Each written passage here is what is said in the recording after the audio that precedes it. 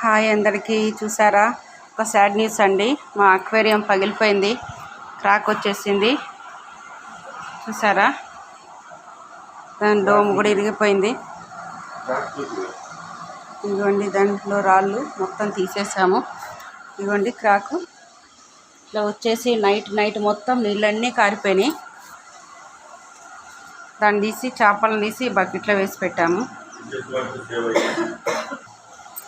ఇప్పుడే ఒక కొత్త అక్వేరియం తీసుకొచ్చాము, పెట్టాము. ఇదిగో చూడండి అసలు ఎంత బాగుందో.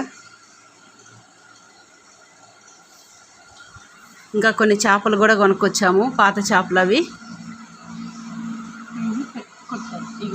ఇదిగోండి, ఇదొకటి పాతది, అదొక ఏంజిల్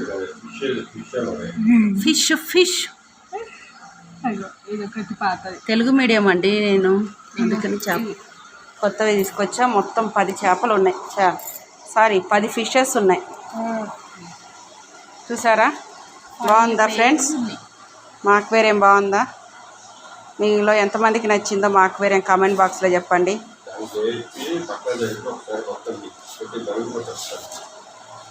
ఇంకా చూడండి, నాకైతే బాగా నచ్చింది. మీలో ఎంతమందికి నచ్చిందో కామెంట్ బాక్స్లో చెప్పండి. బాయ్.